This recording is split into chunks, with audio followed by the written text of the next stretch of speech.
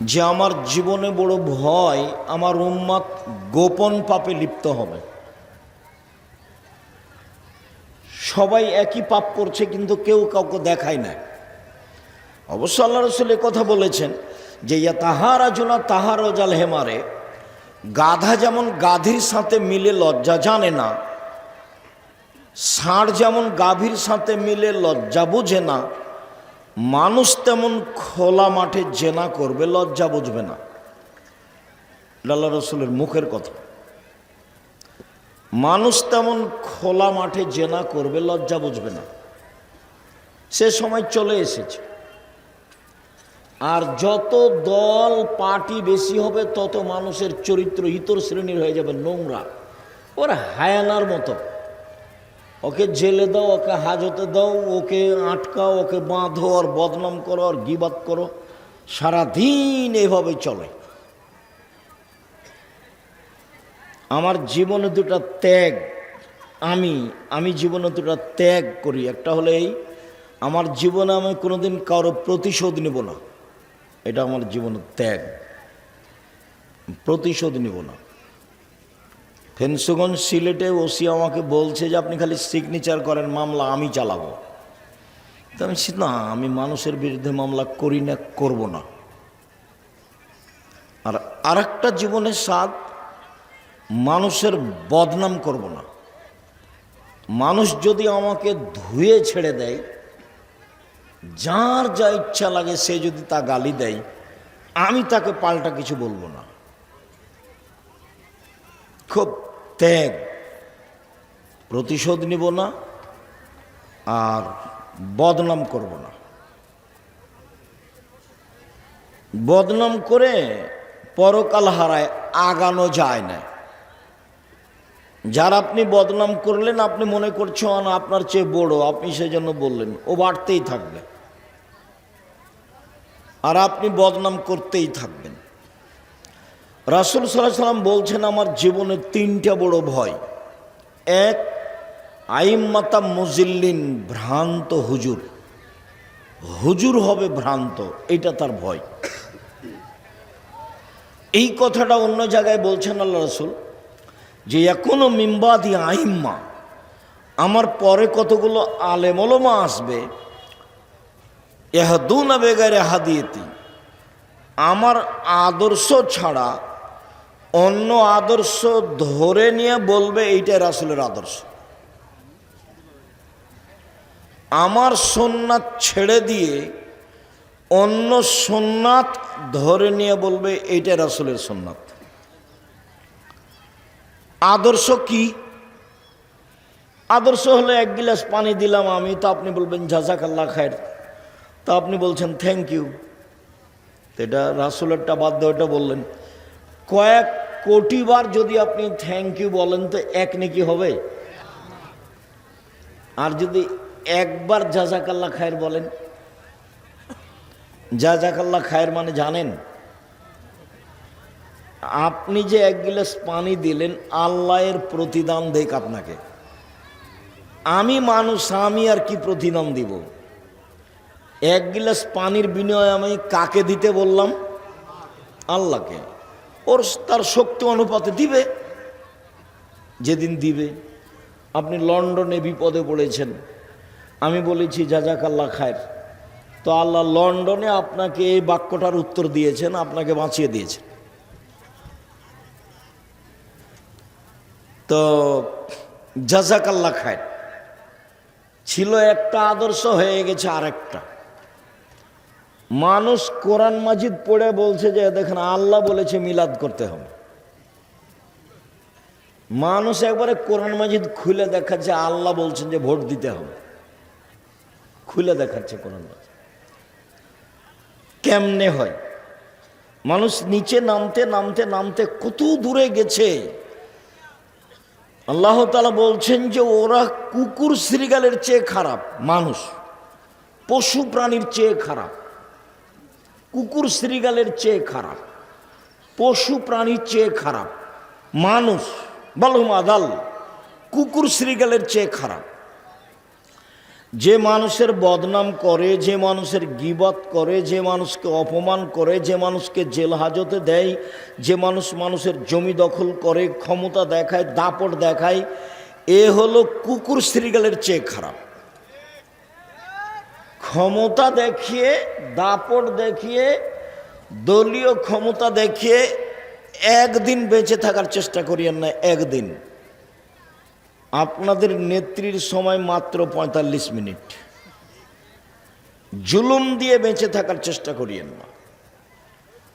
রাসূল সাল্লাল্লাহু আলাইহি সাল্লাম বলছেন, সিনফান মিন উম্মতি লান তানামুল শাফাতি, বিচারের মাঠে আমি দুই শ্রেণীর মানুষের পক্ষে কথা বলবো না। বিচারের মাঠে আমি দুই শ্রেণীর মানুষের পক্ষে কথা বলবো না। এক, এমামুন জালুমুন গাসুম, স্বেচ্ছাচারী, স্বৈরাচারী, বদমেজাজি, জুলুমবাজ নেতা, এর পক্ষে আমি কথা বলবো না। দুই, গালুন মারিক, বিশ্বাসঘাতক, যে আত্মসাৎ করে, যে বিশ্বাসঘাতক, আমি তার পক্ষে কথা বলবো না। বিচারের মাঠে আল্লাহ দুই শ্রেণীর মানুষের পক্ষে কথা বলবেন না। অবশ্য অন্য জায়গাতে তিন শ্রেণীর বলেছেন, যে তিন শ্রেণীর মানুষ আছে, লা ইউকাল্লিমুহুমুল্লাহু তাআলা ইয়াওমাল কিয়ামা, তিন শ্রেণীর মানুষের সাথে আল্লাহ বিচারের মাঠে কথা বলবেন না। ওয়ালা ইয়ানজুরু ইলাইহিম, তাদের প্রতি দয়ার দৃষ্টি দিবেন না। ওয়ালা ইউযাক্কিহিম, তাদের পবিত্র করবেন না। ওয়ালাহুম আযাবুম মুহিন, তাদের জন্য আছে অপমানজনক শাস্তি। এক, আল মুসবিল, টাকনোর নিচে পায়জামা প্যান্ট লুঙ্গি রাখে, যে তার সাথে আল্লাহ কথা বলবেন না। এটি কি এত বড় পাপ কেন? ওখানে না হয় কথা ঠিক ছিল, বলছিলাম তিন শ্রেণীর চার শ্রেণীর মানুষ জাহান্নামে যাবেই যাবেই। এক, আক কোন, বাপ মাকে মানে না, যে ভালো কথা, যে বাপ মাকে মানে না সে তো খারাপ। কোম্মার কাম্মার, জুয়া খেলে, জুয়া খেলে যে সে যাবে না, জান্নাতে যাবে না।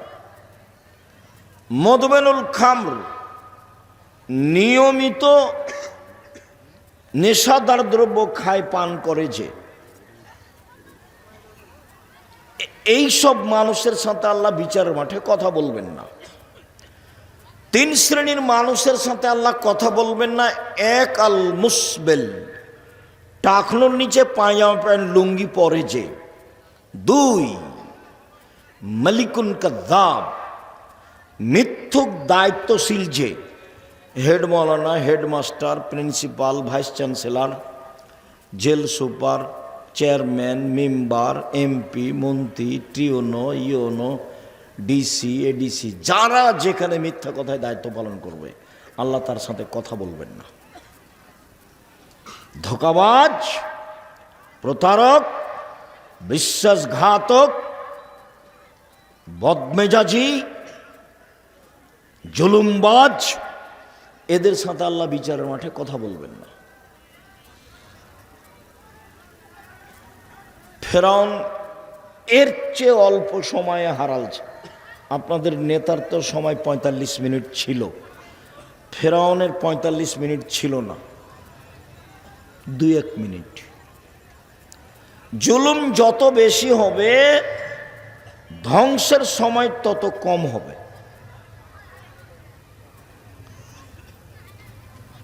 তিন, শাইখুন জানিন, বেশি বয়সে জেনা করে, যে তার সাথে আল্লাহ কথা বলবেন না। বেশি বয়সে জেনা করে, যে তার সাথে আল্লাহ কথা বলবেন না। মনে থাকবে? শেষের তিনটা মনে করি আমরা। এক, টাকনোর নিচে পায়জামা প্যান্ট লুঙ্গি পরে, যে। দুই, মিথ্যা কথায় দায়িত্ব পালন করে, যে। তিন, বেশি বয়সে জেনা করে, যে। আমি আশঙ্কা করে যাচ্ছি আমার উম্মতের উপরে তিনটে। এক, ভ্রান্ত হুজুর, বহুদিন থেকে বলে আসছি এদেশের মাটিতে শতকরা 95 জন বক্তা মিথ্যুক। আপনি তদন্ত করেন, আমি তদন্ত করে এভাবে বলছি। আমি বলি না যে আমার তদন্তই চূড়ান্ত, তবে আমার তদন্তে এভাবে টিকে। শতকরা 98 জন মুফাসসির মিথ্যুক। এই ছেলে,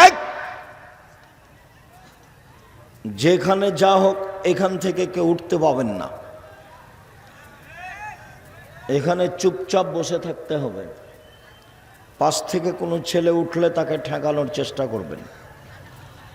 সবচেয়ে বড় ভুল হয়েছে পাশে দোকান দেওয়া, আর এরকম আঁটো সাঁটো জায়গা পাশে দোকান, তা আমাদের দাওয়াত দেওয়াটাও খুব একটা মানায়নি, ভুল হয়েছে। যদিও আমিও বুঝলাম না যে কিভাবে দাওয়াত হলো, কেননা আমরা তো 2-3 বছর থেকে দেখি যারা ওই মক্তবের সাথে সম্পৃক্ত। তোমরা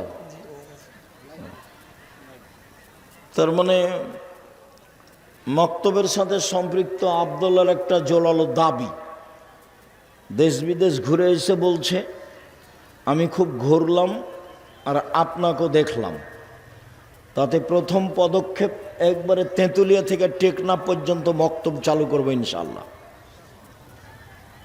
তাদের সভাপতি সেক্রেটারিকে বলেছে যে টাইলস বিক্রি করে দেন, দিয়ে মক্তবের ইমাম রাখেন। ওই টাইলস লাগিয়ে মসজিদ চালিয়ে কোনো লাভ নেই। এবং প্রশিক্ষণের ব্যবস্থা করেছে, যাবে ফ্রি, আসবে ফ্রি, খাবে ফ্রি, থাকবে ফ্রি, বই পুস্তক ফ্রি। এখন পর্যন্ত প্রায় 600-এর ঊর্ধ্বে মক্তব চলে, প্রায় 650 মতো। তো সেই সুবাদে আমি তার এই পদক্ষেপকে পছন্দ করেছি। ঠিক আছে আব্বু, তোমরা যেখানে মক্তব চালু আছে, হবে, করবে, তোমাদের সাথে সম্পৃক্ত মক্তব নিয়ে প্রশিক্ষণ নেয়, সেখানে প্রোগ্রাম করো, সেটাই ভালো। একদিনের ভালোবাসা নয়, একাধিক দিনের ভালোবাসা হোক। 2, সাতালতাহেকু কাবাইলু মিন উম্মতি বিল মুশরিকিন, আমার উম্মত হিন্দুদের সাথে মিশে যাবে, এটা আমার ভয়। 1 নম্বর ভয় হলো ভ্রান্ত হুজুর, আর 2 নম্বর ভয় কি? আমার উম্মত, আল্লাহ নবী বলছেন কাদের সাথে মিশে যাবে? হিন্দুদের সাথে মিশে যাবে। হিন্দুদের সাথে মিশে যাওয়ার 1 নম্বর দিক হলো বাজনা, গান বাজনা, বাদ্যযন্ত্র। গান বাজনা বাদ্যযন্ত্র হারাম।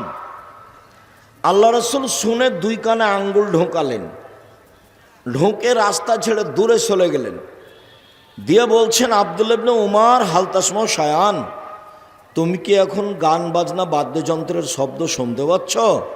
কালালা, জি না, শুনতে পাচ্ছি না। ফারাফা ইসবাই হেবি নজনাই হে, তখন তিনি আঙ্গুল 2টি কান থেকে সরালেন। গান বাজনা হারাম। রাসূল সাল্লাল্লাহু আলাইহি ওয়াসাল্লাম বলেছেন যে লা তাবুল কায়নাত, যেসব মেয়েরা গান বাজনা করে ওদের বিক্রয় করো না। ওলা তাস্তারুহুন্না, ওদের ক্রয় করো না। ওলা তুয়াল্লিমাহুন্না, ওদের গান বাজনা শিখিয়ে দিও না। অসামানাহুন্না হারাম, ওদের উপার্জিত পয়সা হারাম।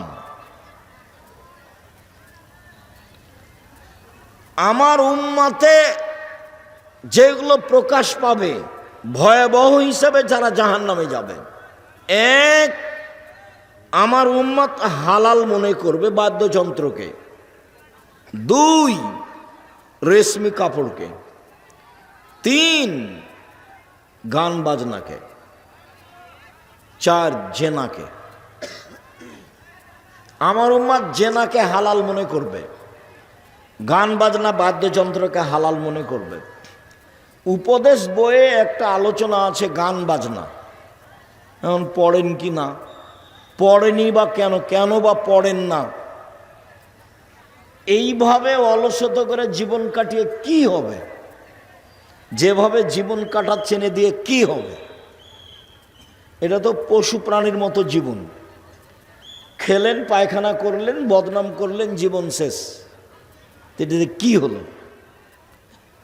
আমি আপনাকে উপার্জনের পথও বলেছি। উপার্জনের 1 নাম্বার পথ দিন মজুরি। সন্ধ্যায় টাকা শেষ, ঝামেলা শেষ, মরবে জান্নাত। 5 ওয়াক্ত সালাত।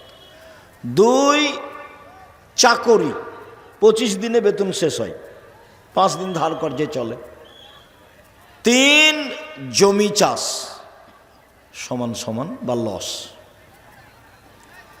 4 ব্যবসা। তখন আল্লাহ রসুল বললেন, সত্যবাদী বিশ্বস্ত ব্যবসায়ী যারা, তারা নবীর সাথে জান্নাতে থাকবে। এখানে একটা কথা বলি, একাধিক দিন শুনেছেন আমার মুখে, বললে হয়তোবা মনে পড়বে।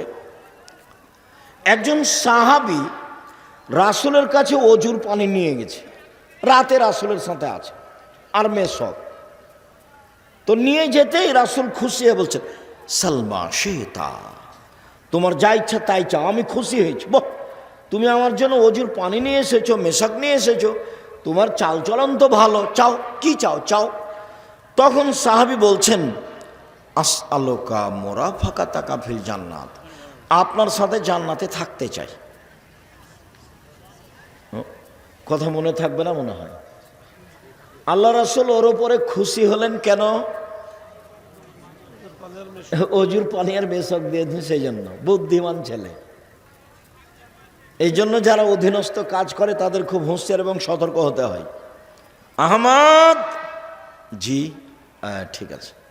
আহমদ নেই, আহমদ নেই, আহমদ নেই। 5 মিনিট পরে, আপনি আমাকে ডাকছিলেন, তোকে দিয়ে কাজ হবে না রে, তুই কাল চলে যা। স্বাভাবিক এটা। আল্লাহ রসুল খুশি হয়েছেন সাল্লাল্লাহু আলাইহি সাল্লাম। তো চাও কি চাও? তো আপনার সাথে জান্নাতে থাকতে চাই।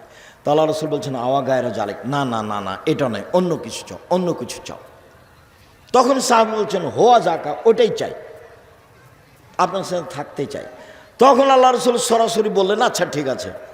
এ কথা বললেন না, তিনি বললেন, আইনি আলা নাফসিক বিকাসরাতি সুজুদ, তুমি বেশি বেশি তাহাজ্জুদ পড়ে আমাকে সহযোগিতা করো। আমি এমনি কোনো মানুষকে জান্নাতে নিয়ে সাথে থাকতে পারবো না। আবার এখন বলছেন যে সত্যবাদী ব্যবসায়ীরা কার সাথে থাকবে? নবীর সাথে থাকবেন। তাহলে এইটা কেমন কাজ?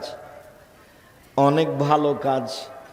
ধোঁকাবাজি করে না যারা, ফাঁকি দেয় না যারা, জুয়াচুরি করে না যারা, আত্মসাৎ করে না যারা, অল্প লাভে ব্যবসা বাণিজ্য করে যারা, মিথ্যা কথা বলে জিনিস বিক্রি করে না যারা, এরা ব্যবসা করে, চকলেটের ব্যবসা হলো, এ কার সাথে থাকবে?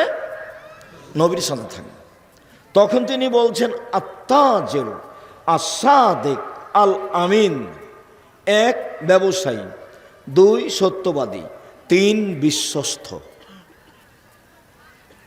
আস্থাভাজন।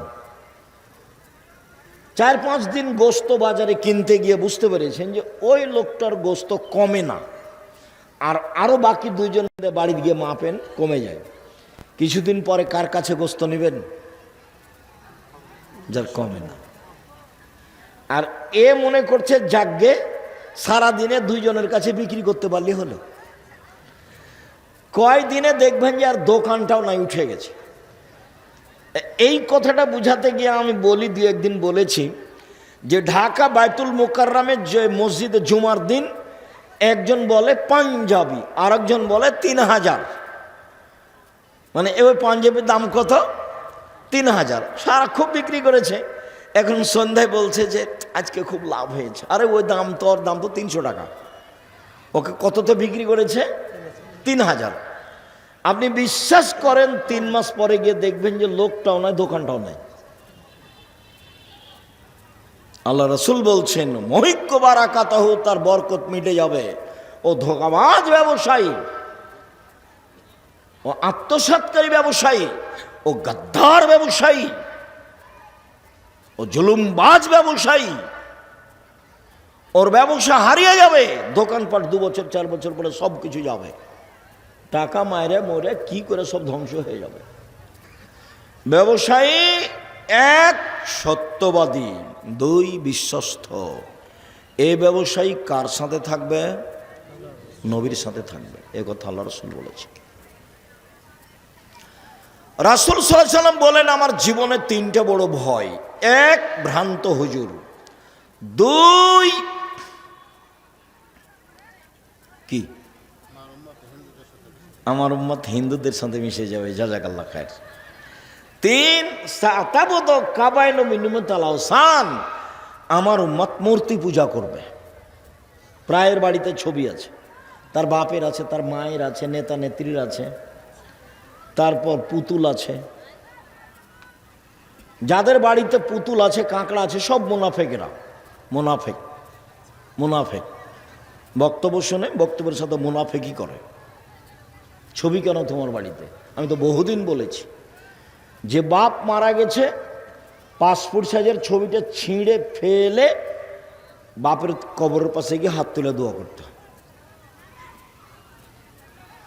তো আপনার বাড়িতে আপনার ছবি, আপনার মায়ের ছবি, আপনার বাপের ছবি, আরো লোকের ছবি কেন? কেন? আপনি কি দেখাতে চাচ্ছেন?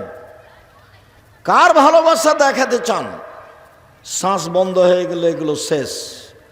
আমার উম্মত হিন্দুদের সাথে মিশে যাবে, গান বাজনা বাদ্যযন্ত্রে মত্ত হবে।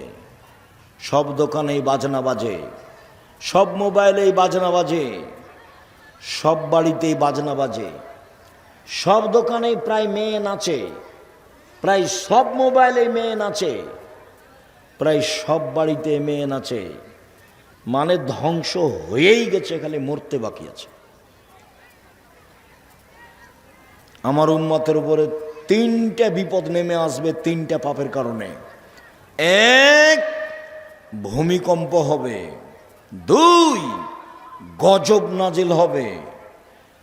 তিন, সন্ধ্যায় থাকবে মানুষ, সকালে হবে শুকুর বানর, সোর। সন্ধ্যায় মানুষ আছে, একবারে তাজা মানুষ, সকালে কি হয়ে যাবে? একবারে নগদ বানর হয়ে যাবে। এটা আল্লাহ রাসূল বলেছেন, আমাদের কিছু করার নেই। একবারে শুকুর সোর হয়ে যাবে সকালে। কি পাপ? জারাবুবিল মাযিবিন, বাদ্যযন্ত্রে লিপ্ত হবে। বাদ্যযন্ত্র। জাহারাতিল কায়নাত, মেয়েরা যেদিন নাচবে।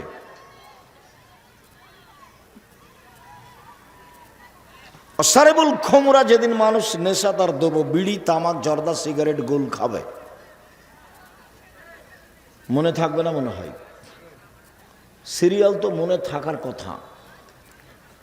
এক, কি? বাদ্যযন্ত্র প্রকাশ পাবে। দুই, মেয়েরা নাচবে। তিন, মানুষ কি খাবে? বিড়ি, সিগারেট, জর্দা, গোল এগুলো খাবে। তখন এই অবস্থা নেমে আসবে, খুব কাছাকাছি চলে এসেছে। এরা বানর হবে কেন? শুকুর হবে কেন? আল্লাহ রাসূল বলতেন যে সাপ হয়ে যাবে, ব্যাঙ হয়ে যাবে, হায়ানা হয়ে যাবে, হিংস্র প্রাণী হয়ে যাবে। এটা না বলে বলছেন যে বানর হয়ে যাবে, শুকুর সোর হয়ে যাবে। পৃথিবীতে একটা প্রাণী আছে যেটা অনুকরণ করতে পারে মানুষের, এরকম আর কোনো প্রাণী নাই পৃথিবীতে। সে প্রাণী কোনটা? বানর। মুসলমান যেদিন ইহুদি খ্রিস্টানের অনুকরণ করবে, সেদিন এরা সন্ধ্যায় থাকবে মানুষ, সকালে হবে বানর। আর আরেকটা প্রাণীর কোনো হিতাহিত জ্ঞান নেই, কোনো বুঝই নাই তার, সেটা হলো সোর, শুকুর। এখানে ঘাস উঁচু হয়ে আছে, ভিতরে গোবর আছে, আপনি গরুকে নিয়ে যে খাওয়াতে পারবেন না। এখানে গরু জবাই করেছেন, আর একটা গরু পাশ দিয়ে টেনে নিয়ে যেতে পারবেন না। বুঝাতে পারেনি কথা, অথচ তার নাম গরু। আমাদের দিকে বলে গরু সবই খায়, গরু এখানকার ঘাস খাবে না, তার মানে তার বুঝ আছে। সোরকে এখানে লাগান, সোরের বিবেচনা বলে কোনো জিনিস নাই। যেদিন মুসলমানের বিবেচনা হারিয়ে যাবে সেদিন এরা হয়ে যাবে বানর, এরা দিন হয়ে যাবে শোর। একটু রাসূল সাল্লাল্লাহু আলাইহি সাল্লাম বলছেন, পৃথিবীর মানুষ শুনে রেখো, আমার উম্মত ইহুদি খ্রিস্টানের সাথে মিশে যাবে। ডান পায়ের জুতা যেমন বাম পায়ের সমান, আমার উম্মত ইহুদি খ্রিস্টানদের সাথে মিশে যাবে। ডান হাতের বিঘত যেমন বাম হাতের সমান, তেমনি ভাবে আমার উম্মত তাদের সাথে মিশে যাবে। চলাতে, ফিরাতে, কথাতে, বার্তাতে, পোশাকে, আশাকে, খাওয়াতে, দাওয়াতে, বই কলমে, অফিসে, আদালতে, কোর্টে কাচারিতে, সব কিছুতেই কাদের সাথে মিশে যাবে? ইহুদি খ্রিস্টানদের সাথে। এবার নিচে নামতে লাগলেন।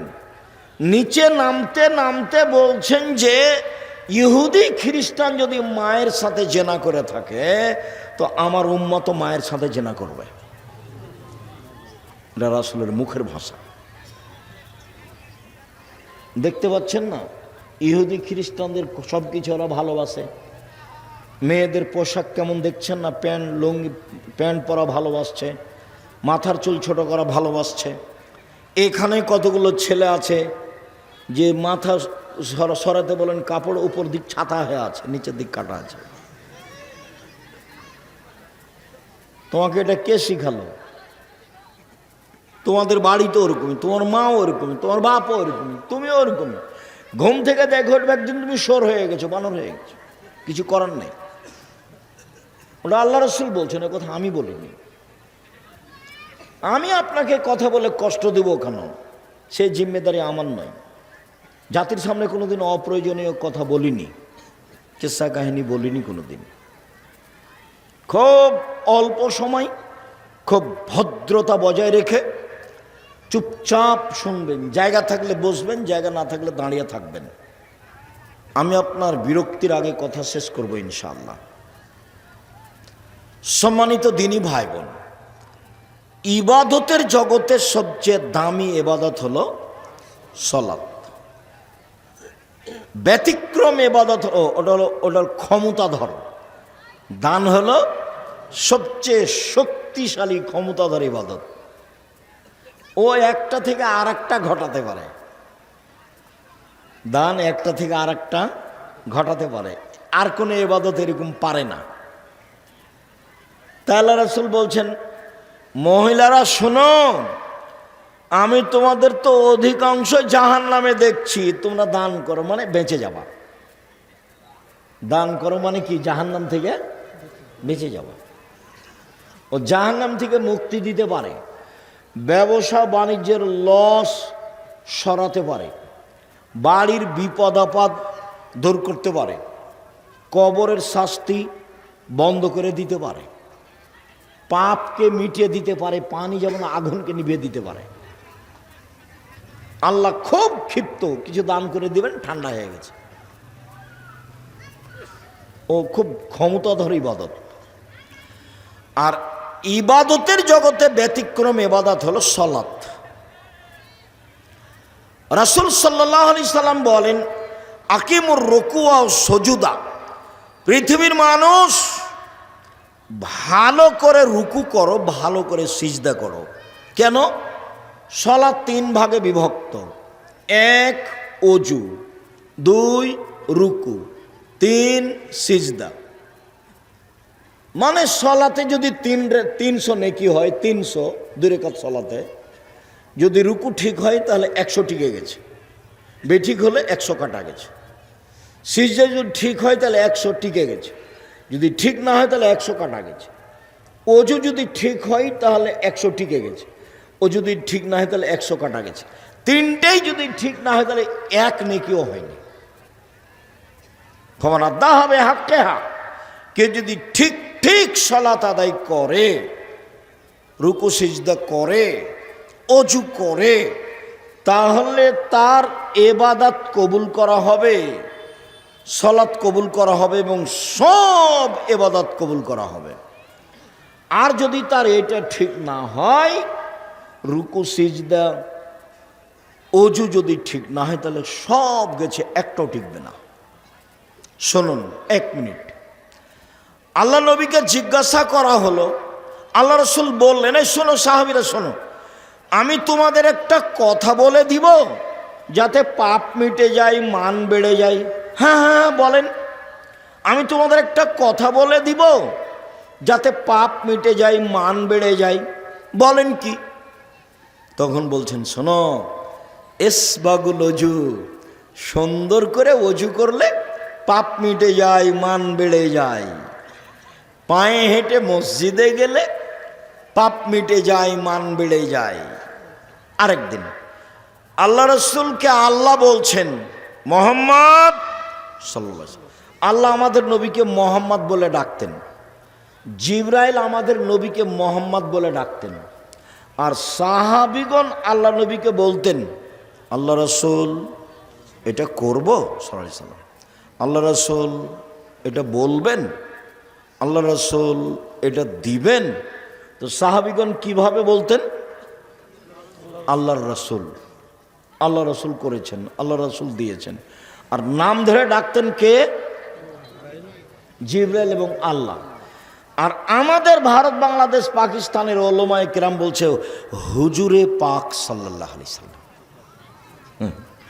মানে ডাকি বেদাত। ডাকটাই জানে না, কি যে শিখলো। হাদিস কোরআন আল্লাহ ভালো জানে। হুজুরে পাক, হুজুরে পাক দিস, ওরে মানে প্রথমটাই হারাম। হুজুর মানে আল্লাহ নবী মরেননি, উপস্থিত, হাজের নাজের। ওই মিলাদ পড়তে পড়তে চলে আসবে, তখন লাফ দিয়ে দাঁড়িয়ে যাবে। হুজুর মরেননি, যে চলে এসেছেন।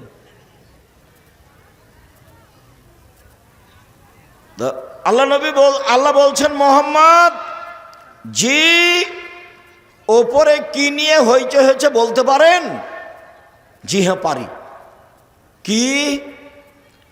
মানুষের পাপ মিটে যাবে কিসে, সেটা নিয়ে কথা হচ্ছে। কিসে পাপ মিটবে? 1, সুন্দর করে ওযু করলে। 2, পায়ে হেঁটে মসজিদে গেলে। 3, নামাজের পরে জিকির আজকার করলে। দেখবেন আপনাদের মসজিদে জুমার দিন খালি সালাম ফিরার পরে লাফ দিয়ে দাঁড়িয়েছে। আপনি যদি উমারের নিয়ম পালন করেন তো সমস্যা নেই। উমারের নিয়ম মানে যেমন দাঁড়ালছে করে ঘর ধরে বসিয়ে দেবে, এটা হলো উমর রাদিয়াল্লাহু তাআলার নিয়ম। ঘাট ধরে কি করতে হবে?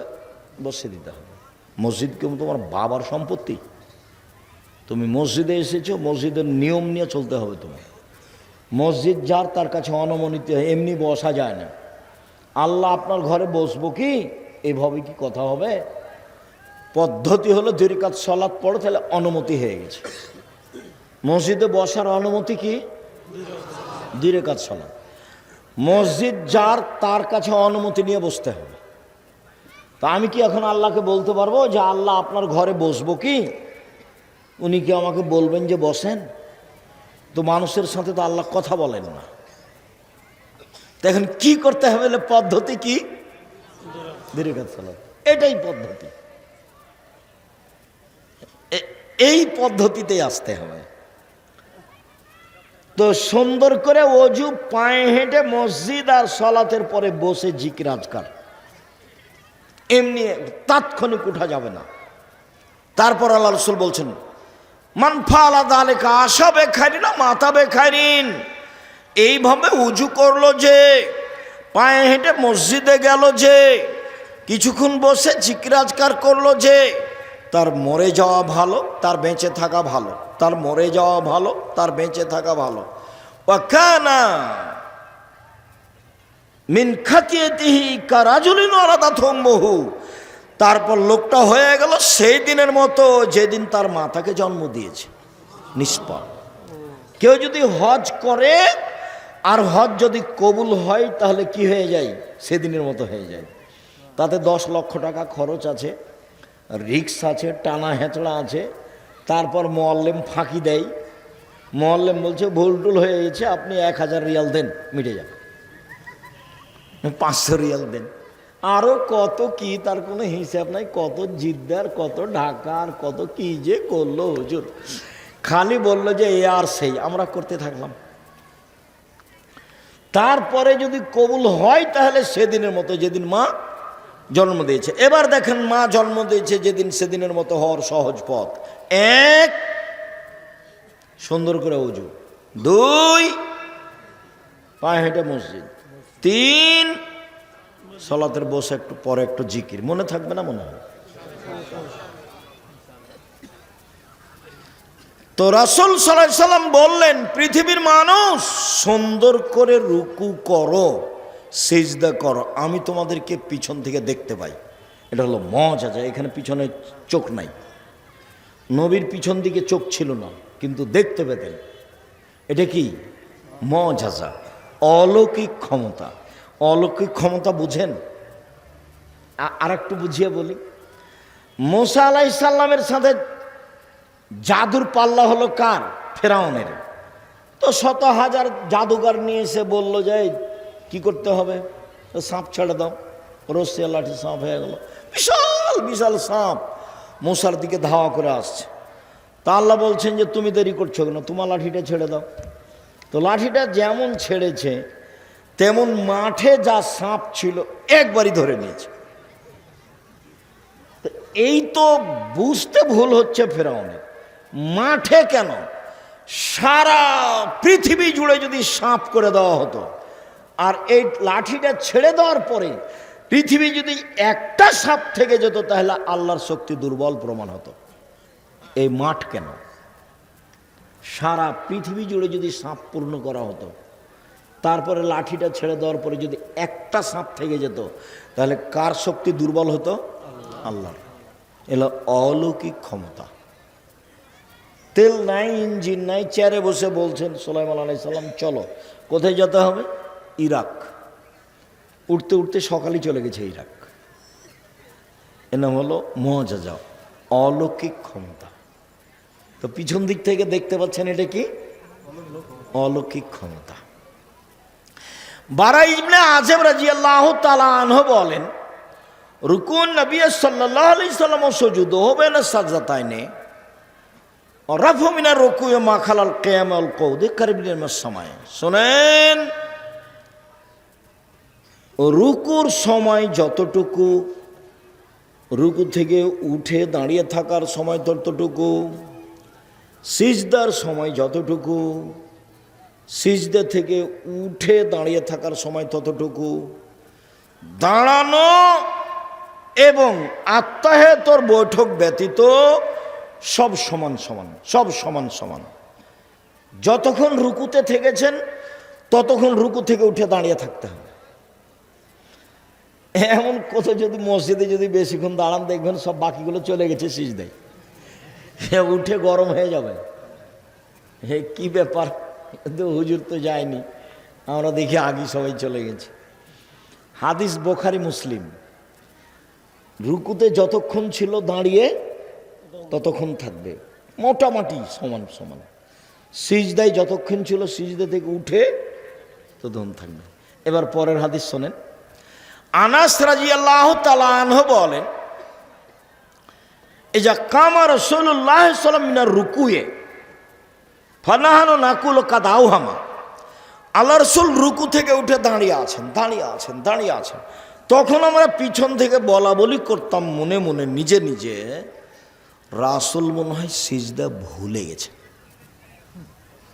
উনি সিজদায় যাচ্ছেন না কেন? কাদ আওহামা, উনি মনে হয় সিজদাতে যাবেন, এটা ভুলে গেছে। ও ইয়াসজুদু ইয়াকুদু বাইনা সাজদাতাইনি, সিজদা থেকে উঠে বসে আছেন, আবার সিজদায় যাবেন, তো উঠে বসে আছেন। ওয়াকাদ নাকুলু কাদ আওহামা, আমরা পিছন থেকে বলতাম আর একটা যে সিজদা করতে হবে, এইটা মনে হয় আল্লাহ নবী কি করেছেন? ভুলে গেছে। আচ্ছা, উনি সিজদায় যাচ্ছেন না কেন? উনি কি মনে করেছেন যে দুটাই হয়ে গেছে? পিছন থেকে কে বলা বলি করছেন? সাহাবীগণ। হাদিস বুখারী মুসলিম, মানে সন্দেহের কোনো সুযোগ নেই। যারা যারা আমার উপরে দুর্বলতা পোষণ করেছে তারা আমার উপরে মনের রাগ আছে সেজন্য বলেছে। আমি বলেছি যে আম গাছে জাম ধরতে পারে ধরে না, অমাবস্যার রাতে চাঁদ উঠতে পারে উঠে না, সুঁয়ের ছিদ্র দিয়ে লাঙ্গলের ফাল ঢুকতে পারে ঢোকে না, সুঁয়ের ছিদ্র দিয়ে লাঙ্গলের ফাল ঢোকে যেতে পারে, আম গাছে জাম ধরে যেতে পারে, অমাবস্যার রাতে চাঁদ উঠে যেতে পারে, এগুলো ঘটে যেতে পারে। আমি যেই কথা বললাম সেই কথাতে সন্দেহ আছে বলে কিয়ামত পর্যন্ত চেষ্টা করলে সরিষা ঢোকানো যাবে না, তার নাম বুখারী মুসলিম। তো এখন ওরা মনে করেছে যে উনি এটা নিজের কথা বললেন, তখন খেপে গেছে। আমি কোনোদিন এরকম পর্যায়ে নিজের কথা বলিনি। তখন আমি কোন কথাটা বলেছি যে হ্যাঁ এই কথাটা কোন হাদিসে আছে? বুখারী মুসলিমে আছে। আমার তো সাহস আছেই, যার কারণে আমি নির্ভীক বলি। সন্দেহযুক্ত কথা আমি 90 সাল থেকে নিয়ে এখন পর্যন্ত কোনোদিন বলিনি। তবে আমি মানুষ, কোথাও ভুল ত্রুটি থাকতেও পারে। আমি শরীয়তের নামে ধর্মের নামে মিথ্যা কিছু বলে রূপক কিছু বলে পরকাল হারাতে রাজি নই। আমার জীবনে যেটা সবচেয়ে সাহস সেটা হলো আমি জাতির কাছে ধর্মের নামে ফাঁকি দিইনি, এটা আমার বেশি সাহস। প্রতিষ্ঠান চালাতে গিয়ে 10 পয়সার ক্ষতি করিনি, এটা আমার সাহস। তবু আমি মাঝে মধ্যে বলি যদি কোথাও 19-20 হয়ে গিয়ে থাকে তা আমি বেতন নিই না, প্রতিষ্ঠানে পড়ায় আমি বেতন নিই না, তো 19-20 হলে তুমি ওইটাতে পার করে দিও। আমি প্রতিষ্ঠানের কাছে জিম্মি নই। তো যেহেতু লক্ষ লক্ষ কোটি টাকার ব্যাপার, প্রতি মাসে 40 লাখ টাকা বেতন লাগে।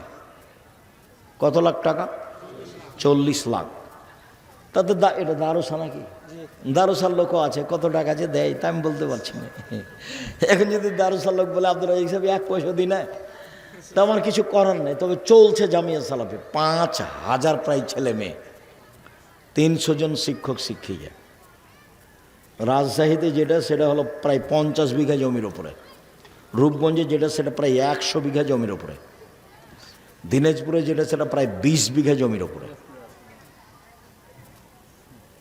ময়মনসিংহে যেটা জমি রেডি প্রায় 10-12 বিঘা, কুষ্টিয়ায় যেটা জমি রেডি প্রায় 10-15 বিঘা, ঝিনাইদহ যেটা রেডি প্রায় 5 বিঘা, ফেনীতে যেটা রেডি প্রায় 10-12 বিঘা, চট্টগ্রামে যেটা রেডি সেটা 10-12 বিঘা, চট্টগ্রাম শহরে যেটা সেটা একটু কম, একটা 10 শতক আর একটা মনে হয় 30 শতক, একবারে শহরে, হালি শহরে। আনন্দবাজার হালি শহর চট্টগ্রাম। আলহামদুলিল্লাহ, সম্মানিত দিনী ভাই বোন, তো সবচেয়ে বেশি শক্ত কোথায় আমি আছি?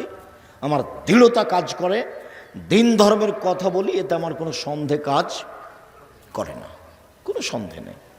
সম্মানিত দিনী ভাই বোন, আয়েশা রাদিয়াল্লাহু তাআলা আনহা বলেন, কানান নবী সাল্লাল্লাহু আলাইহি সাল্লাম ইকসুরু ফির রুকুই ওয়াস সুজুদে সুবহানাল্লাহি ওয়া বিহামদিহি সুবহানাকা আল্লাহুম্মা রাব্বানা ওয়া বিহামদিকা আল্লাহুম্মা আগফিরলি।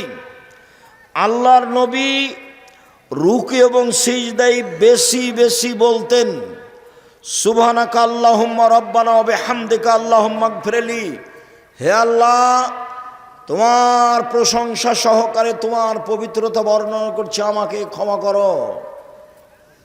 মুখস্থ না থাকলে মুখস্থ করে নিতে হবে। তোমাদের সময় দিলাম 1 দিন 24 ঘন্টা, আর মুরব্বীদের সময় দিলাম 7 দিন, মুখস্থ করতেই হবে ইনশাআল্লাহ। সব বইয়ে পাবেন, মহতারাম আমিরে জামাত ডক্টর আসাদুল্লাহ গালেবের বইয়ে পাবেন। আমরা যে ভাঙাচোরা ছেঁচড়া মেচড়া বই লিখেছি, রাসূল সাল্লাল্লাহু আলাইহি ওয়াসাল্লামের সালাত বনাম প্রচলিত সালাত, এতো আছে আলহামদুলিল্লাহ। আমি মানুষ হিসেবে চেষ্টা করেছি নিজের কোনো কথা এখানে না পেশ করা, গোটা বইয়ের শুরু থেকে শেষ পর্যন্ত। সুবহানাকা আল্লাহুম্মা রাব্বানা ওয়া বিহামদিকা আল্লাহুম্মা আগফিরলি বলা তো অভ্যাসই হতে হবে। দুয়ার মধ্যে এটা সবচেয়ে বেশি গুরুত্ব রাখা। 2, আয়েশা রাদিয়াল্লাহু তাআলা আনহা বলেন, কানান নবী সাল্লাল্লাহু আলাইহি ওয়াসাল্লাম ইয়াকুলু ফি রুকুইহি ওয়া সুজুদিহি সুবহুন কুদ্দুসুন রব্বুল মালাইকাতুর রূহ। সুবহুন কুদ্দুসুন, তিনি পবিত্র, কুদ্দুসুন, তিনি অতীব পবিত্র, রব্বুল মালাইকাতে, তিনি সব ফেরেশতার প্রতিপালক, ও রূহ জিবরাইলের প্রতিপালক। ইনি পার্সোনাল ফেরেশতা, দামি, খুব সম্মানী। চটকার আর একটা কথা মনে পড়লে একটু বলি, আপনাদের উপকারে আসবে। সেটা হলো এই যে আমাদের নবীকে জিবরাইল আলাইহিস সালাম নিয়ে যাচ্ছেন আল্লাহর কাছে মেরাজ। তো এখন প্রথম আকাশে গিয়ে দেখেন দরজা বন্ধ। তো জিবরাইল বলছেন দরজা খুলেন। তো পাহারাদার বলছে কে? বললাম জিবরাইল। আপনার সাথে কে? মোহাম্মদ। আপনাকে পাঠানো হয়েছিল? জি, পাঠানো হয়েছিল। আচ্ছা, সাধারণ পাহারাদার এত বড় কথা বলছে মানে ঠেকিয়ে রেখেছে, ঢুকতে দিচ্ছেন না। পাহারাদারের ক্ষমতা, পাহারাদার ঘুমাতে পাবে না এবং প্রধানমন্ত্রীকে ঢুকতে দিবে না, মালিককে ঢুকতে দিবে না চিনতে না পারলে। বুঝাতে পারিনি কথা। ফ্যাক্টরির মালিককে ঢুকতে দিবে না চিনতে না পারলে। এটা উচিত, চাকরি থাক আর না থাক। কোনো ব্যক্তিকে না চিনে ঢুকতে দিবে না। এ দেখেন সাধারণ ফেরেশতা ঠেকিয়ে রেখেছে কাকে? ফেরেশতা জগতের সবচেয়ে দামি ফেরেশতাকে, জিবরাইলকে। মানুষের জগতের সবচেয়ে দামি মানুষকে কাকে? মুহাম্মদ সাল্লাল্লাহু আলাইহি ওয়াসাল্লাম। কত জেরা। আপনি কে? জিবরাইল। আপনার সাথে কে? মুহাম্মদ সাল্লাল্লাহু আলাইহি ওয়াসাল্লাম। পাঠানো হয়েছিল? জি, পাঠানো হয়েছিল। কত জেরা। পাহারাদার পুরো স্পষ্ট হবে নিজের কাছে যে ইনি কে, তারপরে দরজা খুলবেন। তন্দ্রা গেলে পাহারাদারি চলবে না, ঘুমালে পাহারাদারি চলবে না, যে আসলো তার জন্য খুলে দিলে পাহারাদারি চলবে না। সম্মানিত দিনী ভাই বোন, আবু হুরায়রা রাদিয়াল্লাহু তাআলা আনহু বলেন, রাসূল সাল্লাল্লাহু আলাইহি সাল্লাম বলেছেন, ইজা কালাল ইমামু সামিয়াল্লাহু লিমান হামিদা, ইমাম যখন বলবে সামিয়াল্লাহু লিমান হামিদা, আল্লাহ ওই লোকের প্রশংসা শুনলো যে তার প্রশংসা করলো, এইটুকু যখন ইমাম বলবে তখন তোমরা বলো রব্বানা লাকাল হামদ। এ পর্যন্তই। রব্বানা লাকাল হামদ, হে আমাদের প্রতিপালক তোমার প্রশংসা। এখন আল্লাহ রাসূল বলছেন মান ওয়াফাকা কওলুহু কওলাল মালাইকাতে গফিরা লাহু মা তাকাদ্দামা মিন জামবিহি।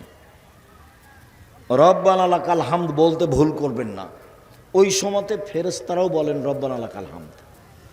ইমাম যখন বলেন সামিআল্লাহু লিমান হামিদা, তখন মুক্তাদি বলবে রব্বানা লাকাল হামদ, এবং কে বলবে? আরো ফেরেশতা। ফেরেশতাও বলেন রব্বানা লাকাল হামদ। তো আপনার এই দোয়া আর ফেরেশতার দোয়া যদি একসাথে মিলে যায়, তাহলে আপনার অতীতের সব পাপ ক্ষমা হয়ে গেছে। বুখারী মুসলিম, মিস করবেন না। রব্বানা লাকাল হামদ। তারপরে আমরা যে বলি হামদান কাসিরান তাইবান মুবারাকান ফি, সেটুকু কি? সেটুকু আরেকটা বলি। রাফি ইবনে খাদিজ বলছেন যে কুন্না নুসাল্লি ওয়ারান নবী সাল্লাল্লাহু আলাইহি ওয়াসাল্লাম, একদা আমরা রাসূলের পিছনে সালাত আদায় করছিলাম। হঠাৎ একটা লোক, যখন আল্লাহ রাসূল বললেন সামিআল্লাহু লিমান হামিদা, তো একটা লোক বলল রব্বানা লাকাল হামদ হামদান কাসিরান তাইবান মুবারাকান ফি। ফালামা ইনসারাফা, আল্লাহ রাসূল সালাত শেষ করে বলছেন মালিল মুতাকাল্লাম, এই কে পরের শব্দগুলি বলল? কে বলল? একজন বলছেন আনা, আমি বললাম।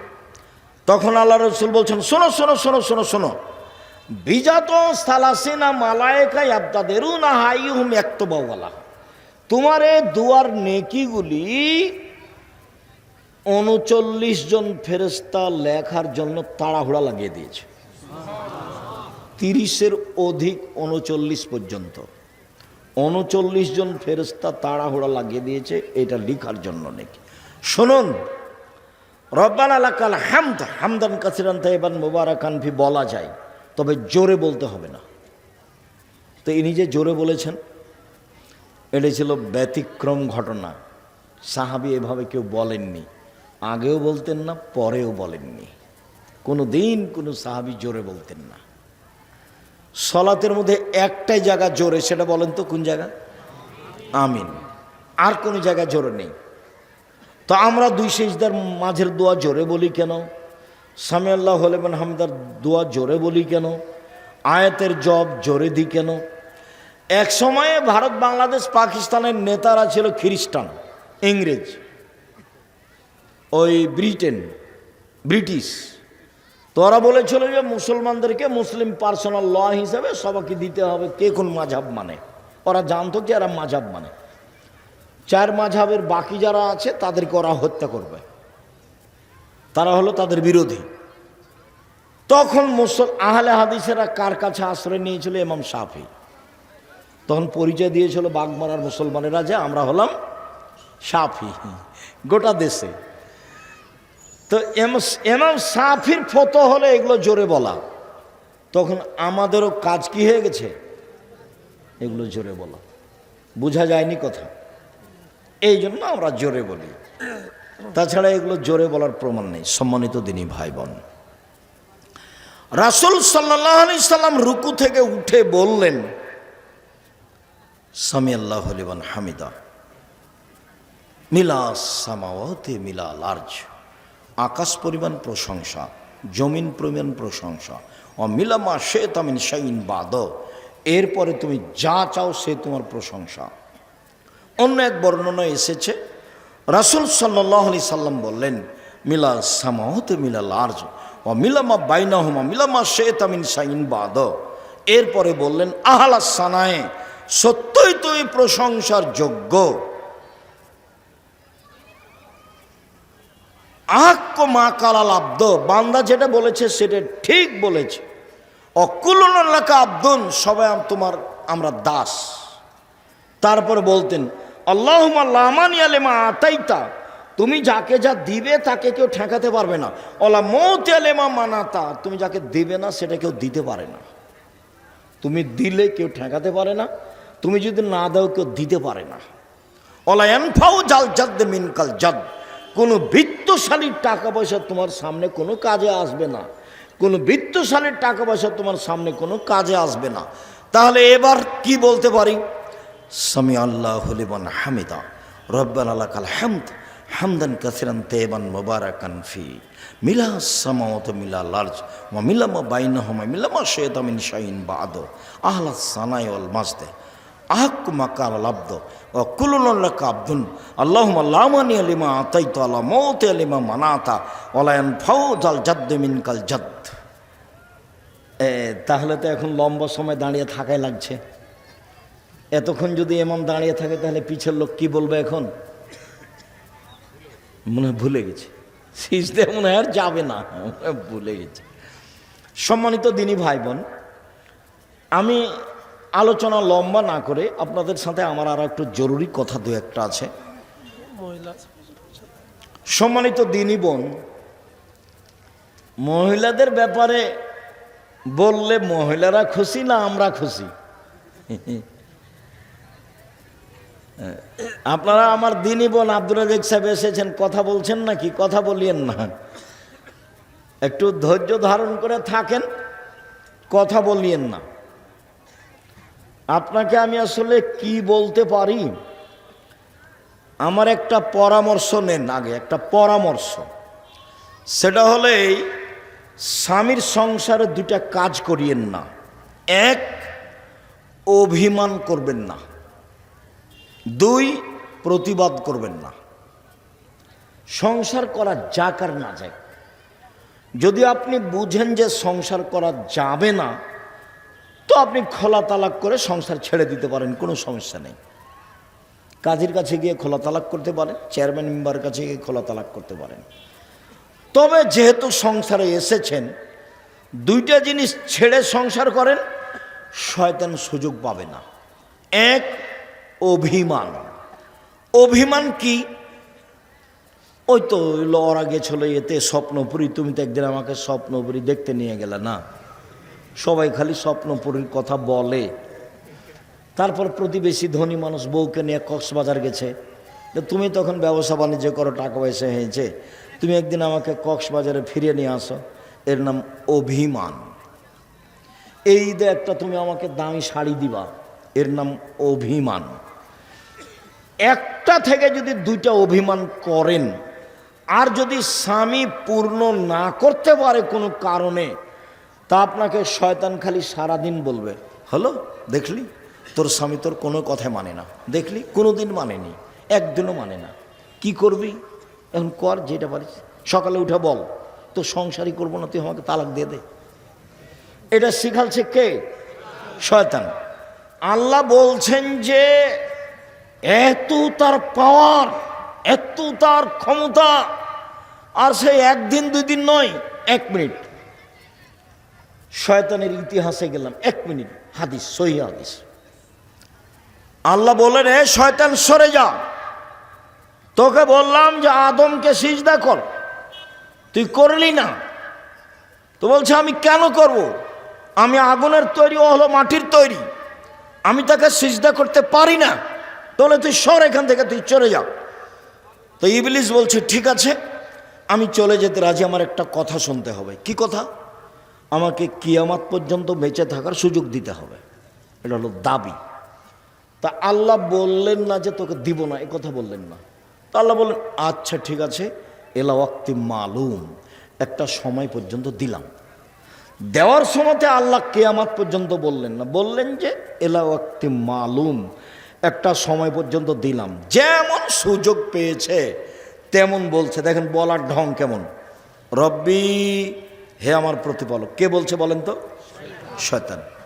রব্বি, হে আমার প্রতিপালক, ও ইজ্জতেকা, তোমার সম্মানের কসম, লাউবিয়ানাল ইনসানা মাদামা তারহুম ফি আসাদিহিম, আদমের ছেলে মেয়েকে আমি ভুল পথে নিয়ে যাব, পাপ করাবো করাবো করাবো, ওর দেহে যতদিন শ্বাস আছে ও আমি তাকে পাপ করিয়েই ছাড়বো। আমি একাই জাহান্নামে যাব, ওকে আমি জাহান্নামে নিয়ে যাব, ও কেমনে জান্নাতে যায় তা দেখে ছেড়ে দেব। পৃথিবীতে সবচেয়ে রিক্সে আছে কে বলেন তো? ইবলিস, শয়তান।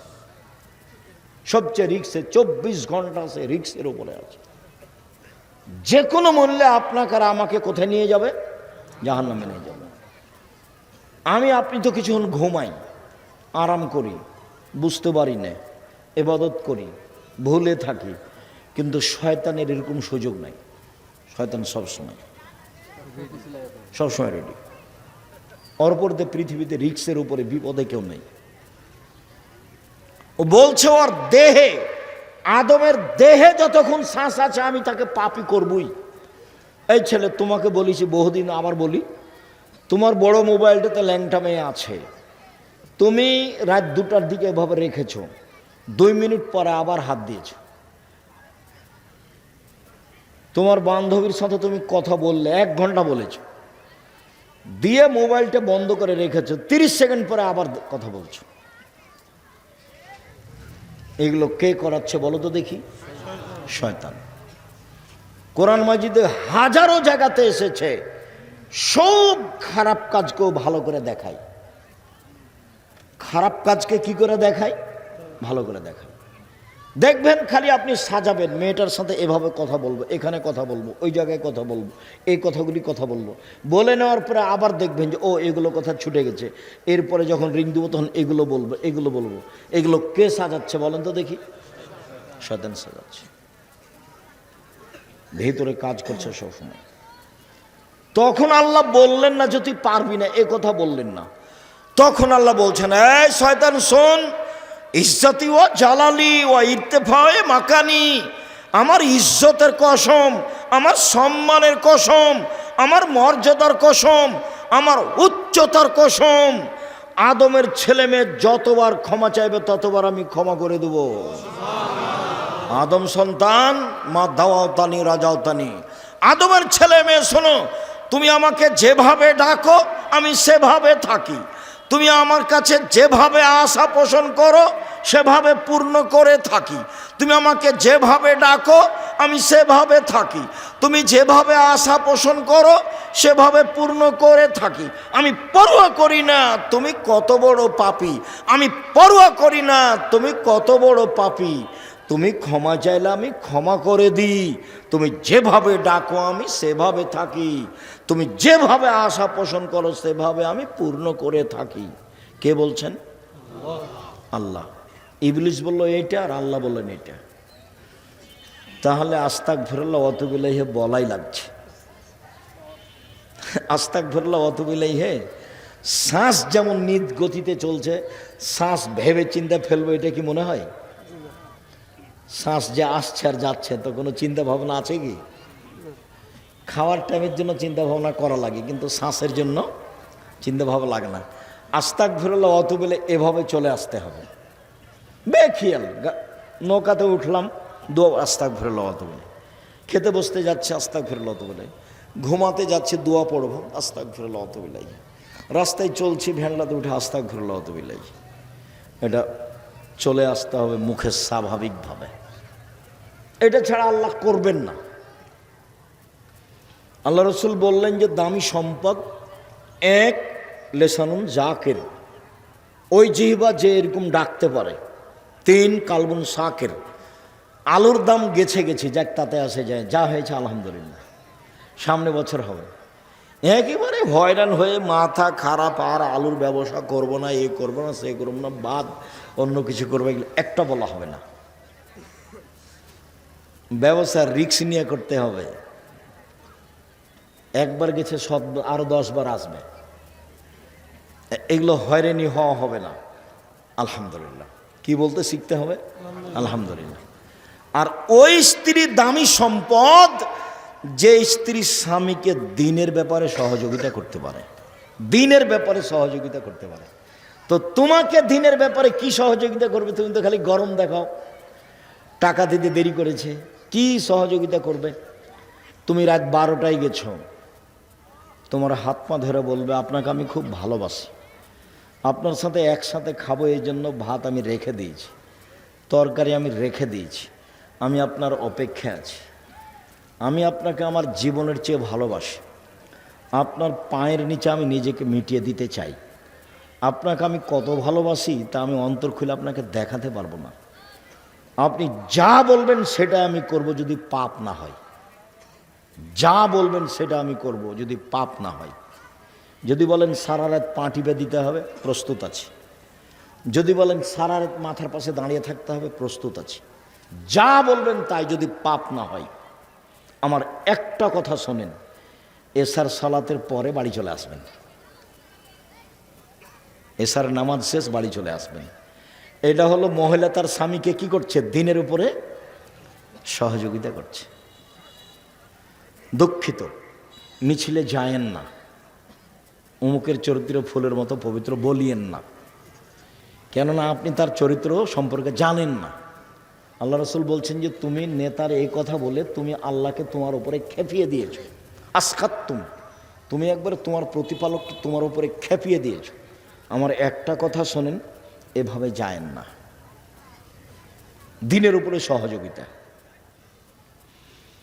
শোনেন, প্যান্টটা কেটে ছোট করেন, আপনি যা বলবেন তাতে আমি প্রস্তুত।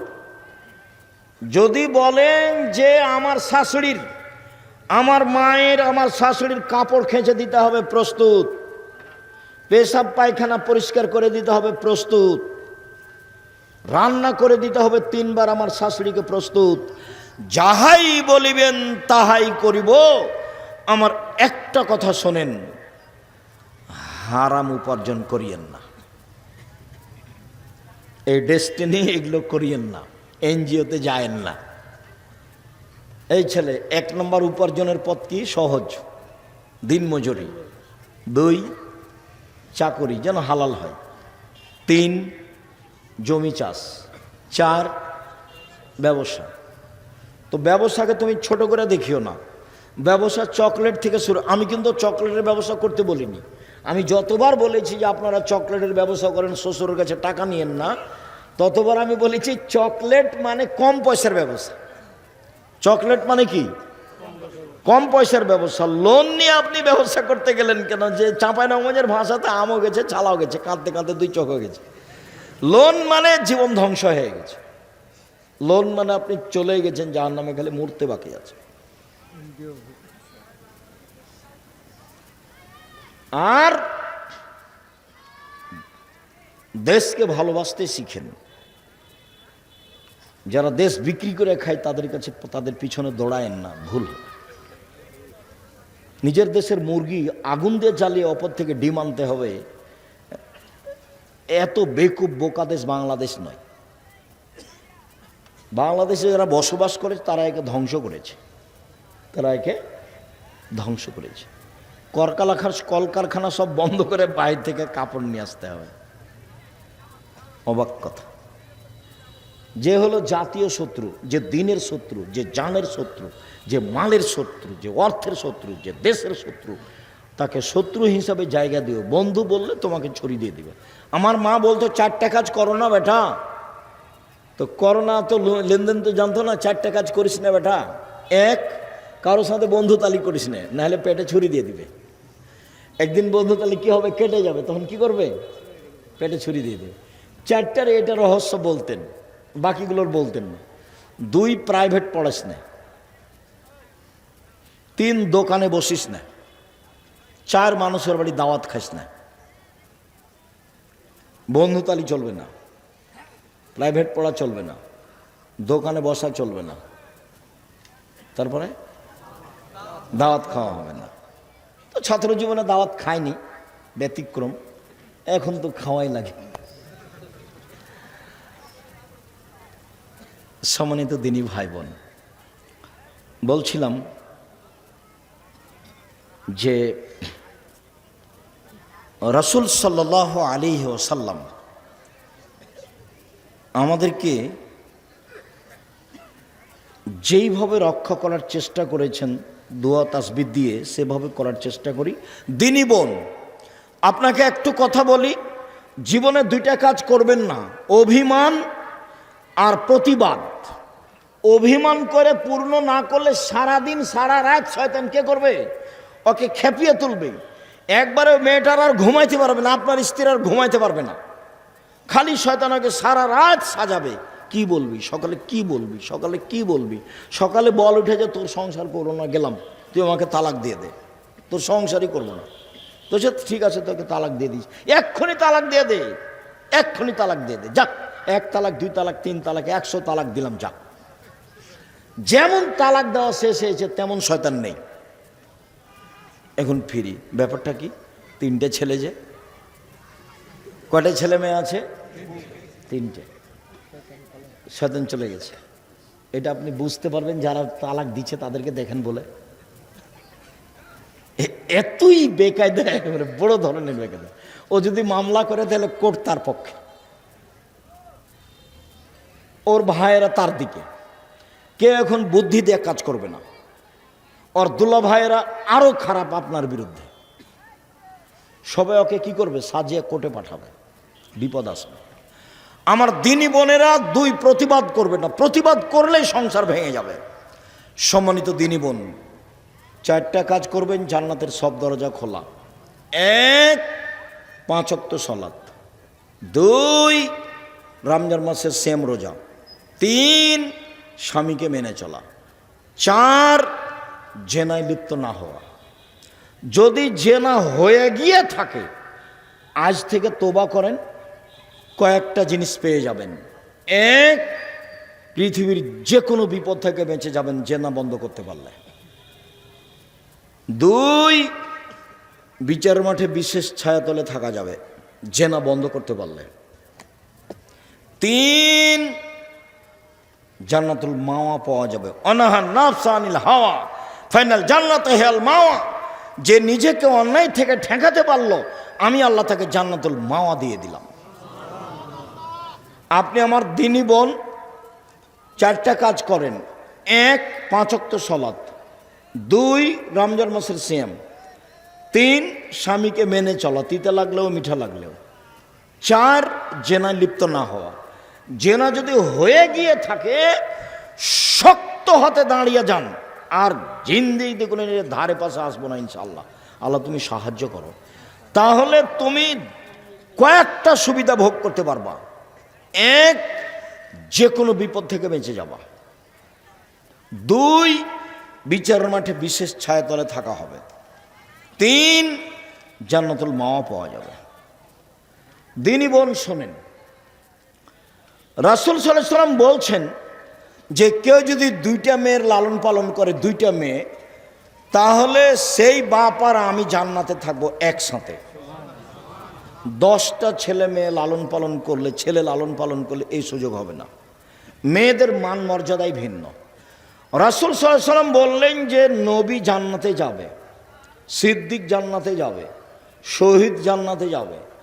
ওই মহিলারা জান্নাতে যাবে যেই মহিলার আল আদুদ, স্বামীর সাথে ভালোবাসা প্রেম বিনিময়ে সবচেয়ে আগে। 2 আল অদুদ, বেশি বেশি সন্তান দিতে পারে। 3 স্বামী কোনো কারণে রাগ করলে হাত ধরে বলে যতক্ষণ পর্যন্ত আপনি খুশি না হবেন ততক্ষণ পর্যন্ত আমি কোনো কিছু খাবো না। সম্মানিত দিনী বোন, কিছু করার নেই, আল্লাহ রাসূল এইভাবেই বলেছে। আপনি মহিলা মানুষ হিসাবে আল্লাহ রাসূল এইভাবে বলেছেন, আপনার মান মর্যাদা আল্লাহ রাসূল এইভাবে উল্লেখ করেছেন। শোনেন, 4টা কাজ করলে জান্নাতের সব দরজা খোলা, এরকম কোনো সুযোগ পুরুষের নেই। সিরিয়ালে আপনি আছেন জান্নাতি। 1 নবী, 2 শহীদ, 3 সিদ্দিক, 4 মহিলা। তা আমরা পড়লাম এর মধ্যে। শহীদ যে কে তাই তো বুঝতেই পারি না। দেখি অনেক শহীদ, শহীদ যে কে বুঝতে তো পারি না। 1 নবী, 2 শহীদ, 3 সিদ্দিক, 4 মহিলা। দেখেন আমরা তার মধ্যে পড়িনি। কোন মহিলা? যেই মহিলা কোনো কারণে স্বামী রাগ করলে হাত ধরে বলে তুমি যতক্ষণ পর্যন্ত খুশি না হবে না ততক্ষণ আমি কিছু খাবো না। কোন মহিলা? যে মহিলা বেশি বেশি সন্তান দিতে পারে। কোন মহিলা? যে মহিলা স্বামীর সাথে প্রেম প্রীতি ভালোবাসে, একসাথে থাকে। এটা আল্লাহ রাসূল এভাবেই বলেছেন। আপনার কষ্ট নেওয়ার কিছু নেই, মন খারাপ করে কিছু করে লাভ নেই। আমি আপনার কাছাকাছি আছি একটু। রাসূল সাল্লাল্লাহু আলাইহি সাল্লাম বললেন, শোনো পৃথিবীর মানুষ, সবচেয়ে ভালো নারী খায়রুন নিসা, সবচেয়ে ভালো নারী 4টা গুণ আছে যার। 1 স্বামীর সাথে প্রেম বিনিময়ে ভালোবাসায় মুখ মিঠা করে কথা বলাতে আছে। 2 বেশি বেশি সন্তান দিতে পারে। 3 স্বামীকে সময়ে সান্ত্বনা দিতে পারে। 4 স্বামীর ব্যথা নিজে বুঝে, স্বামীর সমস্যা নিজে বুঝে। 1 মিনিট, দিনী বোন থামেন। এই মেয়ে কথা বলছো কেন? চুপ থাকো। দেখো তো তুমি স্বামীর কি উপকার করতে পারো। 1 মিনিট দেখো তো বুখারী মুসলিমের হাদিস। এই ছেলে ঘুমাচ্ছ কেন? ঘুমাচ্ছ কেন? কি করেছো? জামিয়া সালাফে গেছিলে কালকে? সারা রাত জেগে থেকেছ? ভালো, যদি গিয়ে থাকো তো আলহামদুলিল্লাহ। আমিও তো জেগে থেকেছি। আমি আবার ক্লাস নিয়েছি 6 পিরিয়ড। আমি গাড়ি থেকে নেমে ক্লাসে ঢুকি, 6-7 পিরিয়ড পড়াই, আবার পড়িয়ে গাড়িতে উঠি, চলে যাই চট্টগ্রাম, সিলেট, আবার আসি।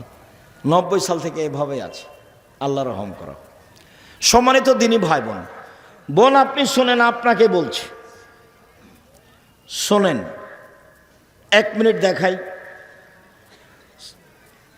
আল্লাহর নবী এসে বলছেন, খাদিজা শোনো, খাদিজা শোনো, খাসিদু আলা নাফসি, আমি মনে হয় মরে যাব। খাদিজা আমি মনে হয় মরে যাব, কম্বল দিয়ে আমাকে জড়িয়ে ধরো, কম্বল দিয়ে জড়িয়ে ধরো। তখন খাদিজা বলছেন, কাল্লা, প্রথম কথা কাল্লা, কখনো নহে, অসম্ভব, এটা হতে পারে না। কখনো নহে, অসম্ভব, এটা হতে পারে না। কেন? আল্লাহে, আল্লাহর কসম, আল্লাহে, আল্লাহর কসম, আল্লাহে, আল্লাহর কসম, লা ইউযিক আল্লাহ, আল্লাহ আপনাকে অপমান করবেন না, আল্লাহ আপনাকে অপমান করবেন না। কেন? 1 তাসেলুর রাহেমা, আত্মীয়র সাথে সদাচরণ করেন আপনি। 2 তাহমালুল কাল্লা, অসহায় মানুষের বোঝা বহন করেন আপনি। 3 তাকসেবুল মাধুমা, যার কোনো পদঘাট নাই তাকে আপনি পদঘাট দেখিয়ে দেন। 4 তাকরিজ জাইফা, মেহমানকে খেতে দেন আপনি। 5 বিপদগ্রস্তকে খুঁজে খুঁজে উদ্ধার করার চেষ্টা করেন। 5টা কাজ আপনার। এই ছেলে, বহুবার বলেছি, বাপ মাকে বলে দিবা আমার কাছে খাবেন আপনি, আব্বা আমার কাছে খাবে, বোনেরা আমার কাছে খাবে, ভাগ্নেরা আমার কাছে খাবে, ভাগ্নিরা আমার কাছে খাবে, আমার আব্বার যত আত্মীয় স্বজন আছে সব আমার কাছে খাবে, আমার মায়ের যত আত্মীয় স্বজন আছে সব আমার কাছে খাবে। তোমার ভাগনা ভাগ্নি আসলে তোমার মা একবারে মুখ খান চুপটি করে বসে থাকে, কি যে করি, কে যে খাওয়াবে, কোন বোঝে খাওয়াবে। তোমার মা কিন্তু তোমার ভাগনা ভাগ্নির উপরে তোমার ছেলের চেয়ে বেশি দুর্বল। এখন তোমার বউকে নিয়ে যদি তোমার মা ব্যস্ত থাকে তাহলে এটা কঠিন হয়ে গেল। তখন নিরুপায় হয়ে তোমার মা তোমার বাপকে বলে, কি করবে, যাই পারি কষ্ট করে রান্না বান্না করবো, জুদা হয়ে থাকো, ভিন্ন হয়ে থাকো, ছেলেদের সাথে হবে না। নিরুপায় হয়ে বলছে না মায়েরা? আর আমার মাকে আমি বলতাম, কিছুদিন পর পরে বেটির বাড়ি যেতে চাইতো। ছি ছি ছি করেছেন কি আপনি, বেটির বাড়ি যাওয়া হবে না। বেটির বাড়ি গেলে সকালে যেতে হবে, বিকেলে ফিরে আসতে হবে। কেন? এলাকার লোক মৌলানা সাহেব মাকে ভাত দেয় না, নাহলে বেটির বাড়ি কেন? এই মৌলানা সাহেব মাকে ভাত দেয় না, নাহলে বেটির বাড়ি কেন? আর মাঝে মধ্যে আমি বুঝতে পারতাম যে আমার মা আমার বোনের ছেলেরাকে আমার চেয়ে বেশি ভালোবাসছে। তখন আমি বলছি, ওরা আগে না আমি আগে? আমার মা হাসছে। আমি বলছি, ওরা আগে না আমি আগে? আগে আমাকে বেশি ভালোবাসতে হবে, তারপরে তো ওরাকে টাকা দিয়ে দে, তাহলে তোকে বেশি ভালোবাসবে। বুঝতে পারলেন না শেষ বাক্যটা? ওরা যেটা চাচ্ছে সেটা দিয়ে দে, তাহলে বেশি ভালোবাসবে। বুঝেছো কি? আমার ভাগনা ভাগ্নি যেটা চাচ্ছে আমার কাছে সেটা কি করতে হবে? দিয়ে দিতে হবে। জমি জায়গা টাকা পয়সা যা চাচ্ছে দিয়ে দিতে হবে। এবার তাহলে আমার মায়ের ভালোবাসা ওর নাতি নাতির চেয়ে কি হবে? বাড়বে। এখন কমে আছে। তো মাঝে মধ্যে আমার মায়ের সাথে এভাবে কথা হতো। আমার মা বিশ্বাস করত যে আমি যা বলবো সেটা আমার ছেলে করবে। আমার মায়ের আমার উপরে খুব অগাধ বিশ্বাস ছিল, দুর্বল ধারণা ছিল না কোনো সময়। তো একটু টাকা পয়সা দিতে দেরি করলে তখন আমাকে বলতো, একটু ভারী ভাব দেখাতে, কি ব্যাপার, আমি আগে না ওরা আগে, ওকে অত ভালোবাসেন কেন? ওদের টাকা দিয়ে দে, তাহলে তোকে ভালোবাসবো বেশি। কতদিনের যে কথা আছে। আর কোনোদিন বাপ মায়ের সাথে একটু উঁচু নিচু করে কথা বলবেন না। আমার বাপ খালি বলেছিল, বেটা এই পাঞ্জাবিটা ভারী লাগে। তো আমি উত্তরে বলেছিলাম, বাপু পাঞ্জাবি কি ভারী হয়? আমি পরের দিন একটা চিকন হালকা কাপড়ের পাঞ্জাবি করে দিতে পারতাম, কিন্তু পাঞ্জাবি যে ভারী হয় এটা আমার কাছে ধরা পড়েনি। আমার আব্বার এই কথাটা আমার পূর্ণ হয়নি। আমার একটা কথা আমার হায়াত পর্যন্ত আমি ঢাকতে পারবো না। দুনিয়াতে ঢাকার কোনো পথ নেই আমার কাছে। আমার আব্বা কি বলেছিলেন, বেটা এই পাঞ্জাবিটা কি লাগছে? ভারী লাগছে। তা আমি উত্তরে বলেছিলাম, বাপু পাঞ্জাবি কি ভারী হয়? মানে পাঞ্জাবি ভারী হয় এটা আমার বুঝের বাহিরে।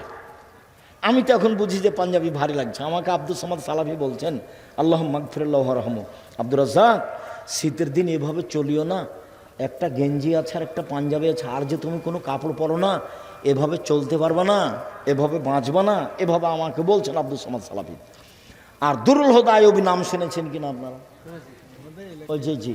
তো দুরুল হুদা আইয়ুবী আমাকে বলছেন এভাবে, এ বেটা তুই দেখি বক্তব্যের আগেও কথা বলিস বেটা, পরেও কথা বলিস, মরবি বেটা মরবি, চুপ থাক, আগেও ফল খাবি পরেও ফল খাবি বেটা।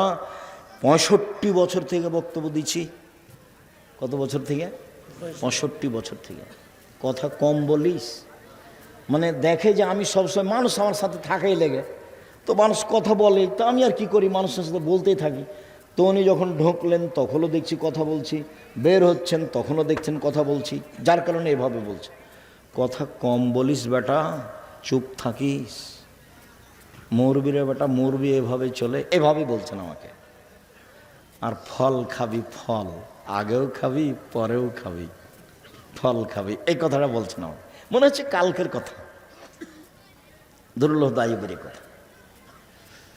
সম্মানিত দিনী বোন, আমি আপনার কাছে আজকের মতো অনুরোধ জানিয়ে শেষে চলে আসছি।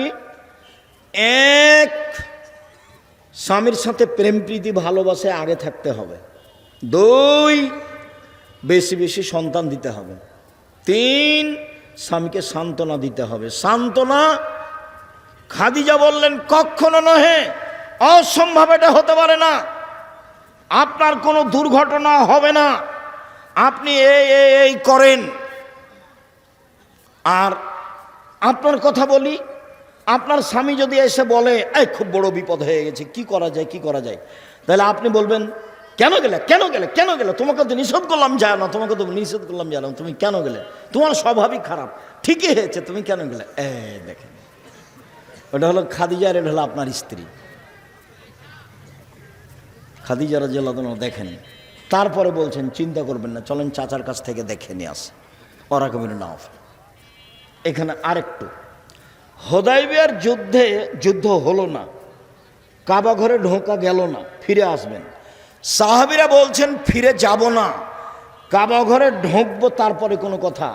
আপনি সত্য নবী নন? হ্যাঁ সত্য নবী। ইসলাম ধর্ম সত্য নয়?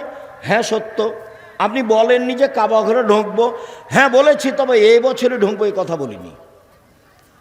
আল্লাহ রাসূল এভাবে বললেন। তো বলছেন ঠিক আছে সবাই কুরবানি করো, কেউ কুরবানি করবে না, সবাই চুপচাপ বসে আছে। তখন আল্লাহ রাসূল উম্মু সালমাকে বলছেন, উম্মু সালমা কি করা যায়, কেউ যে কুরবানি করছে না, কি করা যায়? আর চিন্তা করছেন কেন, নিজেরটা করে দেন না। তারপর দেখেন কি হয়, এ দেখেন পরামর্শ দিচ্ছেন, স্ত্রী এরকম হতে হবে। স্ত্রী স্বামীকে কি দিবে? সান্ত্বনা দিবে, সমব্যথায় থাকবে।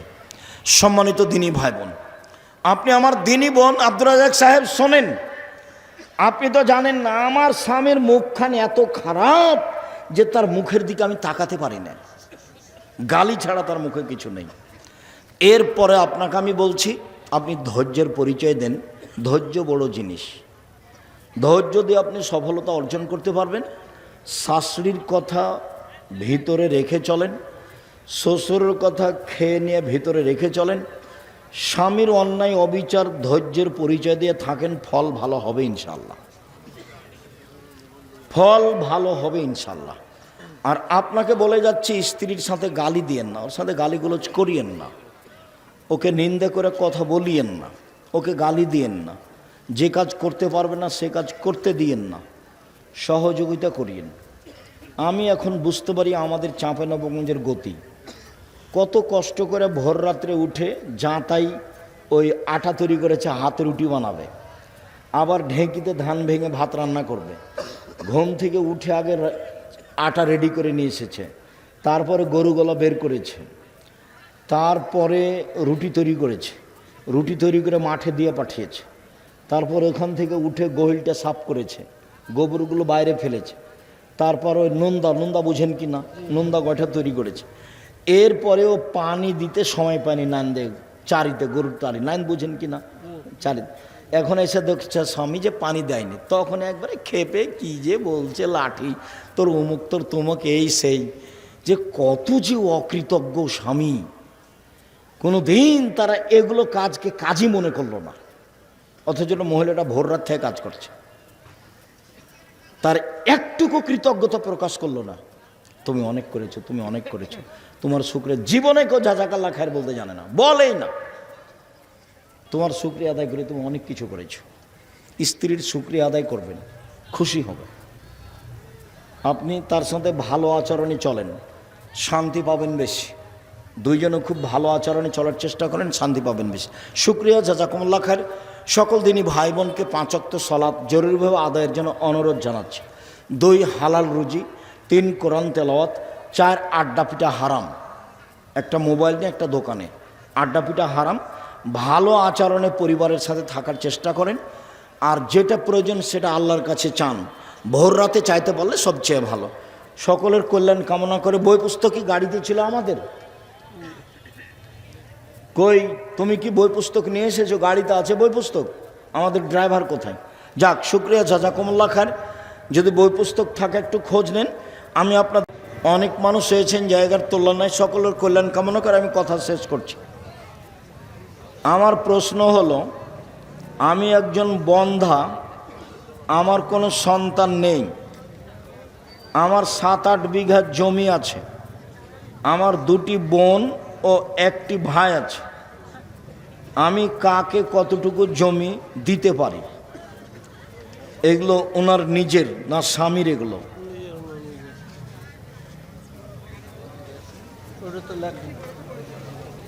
2টি বোন আছে ও 1টি ভাই, আর কেউ না থাকায় এরা সমান হারে ভাগ করে নিবে। ভাই বোন সমান হারে ভাগ করে নিবে। এখানে বোনেরা ভাইয়ের সাথে আসাবা হয়ে যাবে। তোমার কোনো ছেলে মেয়ে না থাকায় ভাই বোন সমান সমান নিয়ে নিবে।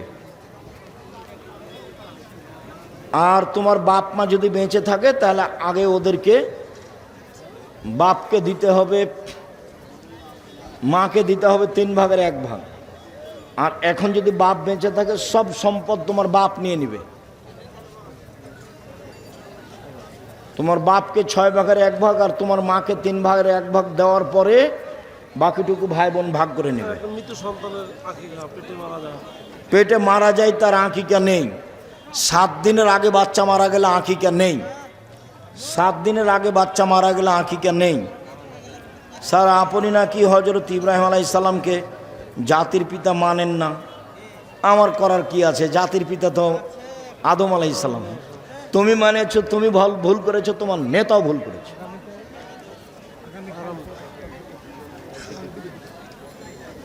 হারাম টাকা আয় করে মসজিদের সভাপতি হতে চায়।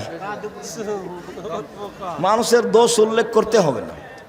মন চাইলে তোমরা সভাপতি করো, না হয় বাদ দাও।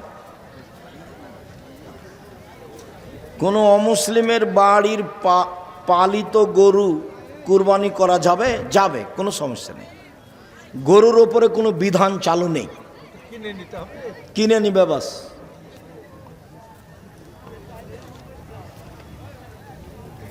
কোনো মেয়ে বিয়ে হওয়ার পরে সে বলে স্বামীর পায়ের নিচে তার জান্নাত, না মায়ের পায়ের নিচে জান্নাত। স্বামীর পায়ের নিচে জান্নাত নয়, মায়ের পায়ের নিচে জান্নাত, এইটা ঠিক। তবে আল্লাহ রাসূল বলেছেন স্বামী তোমার জাহান্নাম, স্বামী তোমার জান্নাত। স্বামী তোমার জাহান্নাম, স্বামী তোমার জান্নাত। স্বামী জাহান্নাম জান্নাতের মাধ্যম। তবে স্বামীর পায়ের নিচে জান্নাত, এ কথা আল্লাহ রাসূল বলেননি। কার পায়ের নিচে জান্নাত? মায়ের। এটা ঠিক আছে। শেখ, 1 শ্রেণীর নামাজি কাতারে ফাঁকা ফাঁকা হয়ে দাঁড়ায়, এইভাবে কি নামাজ পড়া যাবে? জি না, পায়ে মা মিলাতেই হবে, পায়ে পা মিলাতেই হবে। ওয়াক্তের পূর্বে ফজরের আজান দিয়ে সলাত আদায় করা পরিপূর্ণ হবে কি? জি না, আবার আজান দিয়ে সলাত আদায় করতে হবে। সলাতও হয়নি, আজানও হয়নি। নির্ধারিত সময় আজান হবে, 2-4-5 মিনিট পরে হওয়া ভালো, আগে নয়। শুকরিয়া, জাযাকুমুল্লাহ খায়ের। যারা মারা গেছে আল্লাহ তুমি তাদের কবরের শাস্তি মাফ করো। যারা আমরা অসুস্থ তুমি তাদের আরোগ্য দান করো। যারা আমরা বেঁচে আছি তুমি তাদেরকে তোমার রাসূলের পদ্ধতি অনুযায়ী চলার তৌফিক দান করো। আল্লাহ তুমি আমাদের 5 ওয়াক্ত সালাত আদায় করার তৌফিক দান করো। আমরা যেন আহাল পরিবার নিয়ে গ্রামবাসীর সাথে ভালোভাবে চলতে পারি, তুমি এই তৌফিক দান করো। তোমার দরবারে জোরালো দাবি দেওয়া দোয়া রেখে আজকের আলোচনা এখানে শেষ করলাম। সুবহানাকাল্লাহুম্মা ওয়া বিহামদিকা আশহাদু আল্লা ইলাহা ইল্লা আনতা আস্তাগফিরুকা ওয়া আতুবু ইলাইক।